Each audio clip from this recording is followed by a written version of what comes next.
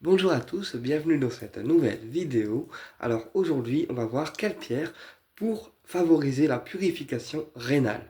Alors quand je parle de purification rénale, ce sont toutes les personnes qui ont des problèmes au niveau des reins, des problèmes pour uriner, voilà, ou qui ont des douleurs aussi au niveau des reins et qui ont vraiment ce besoin de purification au niveau de l'organe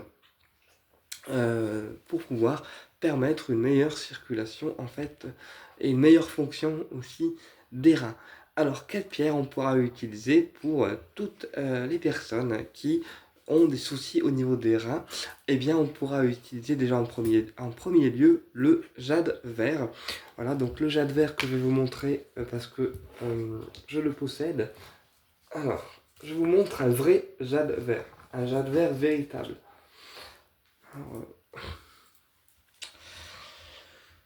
Alors, le jade vert, c'est une pierre qui porte la chance, voilà, qui porte la chance et aussi la détente, d'accord, qui calme le stress et permet d'obtenir une détente déjà.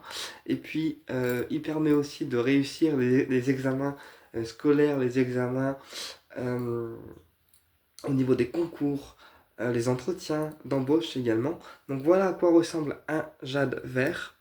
Donc celui-ci, je l'ai eu chez Billy. Et il a une petite particularité, ce jade, c'est que en fait, on a le jade ici qui est vert profond. Donc en fait, quand je parlais de vert profond la dernière fois dans mes vidéos, vert profond, c'est vraiment ce vert-là en fait où on voit le vert qui est vraiment profondément en fait marqué. Et en fait, la particularité de ce jade-là, c'est que en fait, regarde, là, il y a une turquoise qui est incrustée dedans, une petite turquoise. Donc voilà à quoi ressemble un jade vert véritable. Le jade, c'était la pierre des Chinois puisqu'elle favorisait en fait la protection chez les nourrissons et la chance aussi dans leur vie. Elle leur permettait d'avoir une vie prospère, une longue vie.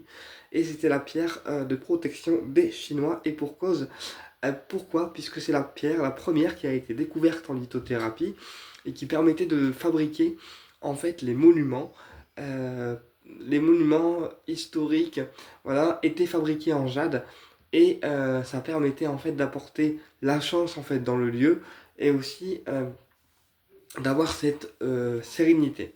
La pierre de jade était offerte chez les enfants à leur naissance, d'accord, à leur naissance, puisque elle permettait de leur apporter chance, prospérité et santé aussi dans leur vie. Voilà pourquoi le jade est une pierre très recommandée, mais au-delà de ça, le jade permet aussi la purification au niveau des reins, puisque c'est une pierre qui va purifier en fait les organes des reins en cas de problème au niveau urinaire, en cas aussi d'incontinence, etc.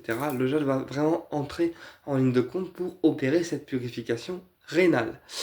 Ensuite, on va utiliser aussi pour la purification rénale l'opale noble. Alors l'opale noble, c'est une opale, donc elle est de couleur transparente, mais comme les opales sont très petites, et bien l'opale noble est de toute petite taille. Donc l'opale noble, c'est une pierre qui permet aussi la purification des reins, mais la purification au niveau de l'eau en général, c'est-à-dire qu'elle purifie en fait toute l'eau de notre corps puisque notre corps est constitué de sang, mais également d'eau en, en majeure partie, d'accord. Et l'opale noble va permettre cette purification au niveau de l'eau, d'accord, et purifier aussi le système rénal. L'opale noble a aussi des vertus au niveau de la vue, alors de l'œil physique, elle améliore aussi la vue physique qu'on peut avoir, voilà. Et l'opale noble va permettre aussi de freiner les rétentions d'eau, puisqu'elle a aussi ce rôle de purification au niveau de l'eau. Donc, elle sera aussi utilisée pour la purification des reins. Ensuite, au niveau des reins, on va utiliser aussi la méphanite. Alors, la méphanite, c'est une pierre blanche, voilà, de couleur blanche avec un petit peu de noir dedans. Et en fait, cette pierre servait à purifier l'aquarium des poissons, c'est-à-dire à purifier leur eau et la rendre un peu plus neutre, un peu plus propre, voilà.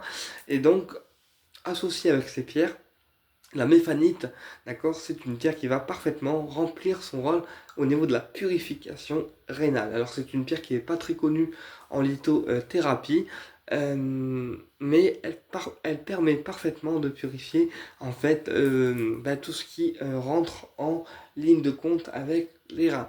Donc, en ce sens, eh bien, elle permettra en fait d'amener une meilleure purification au niveau des reins pour pouvoir permettre d'apaiser en fait vraiment le système rénal quand celui-ci est défectueux. D'accord? Et puis on associera bien sûr la malachite, une pierre verte, considérée comme étant anti-inflammatoire. D'ailleurs, l'opale noble aussi a des propriétés anti-inflammatoires. Et la malachite permettra, elle, de freiner des douleurs liées en fait aux reins, puisque là on est vraiment centré en fait sur l'organe des reins. Voilà.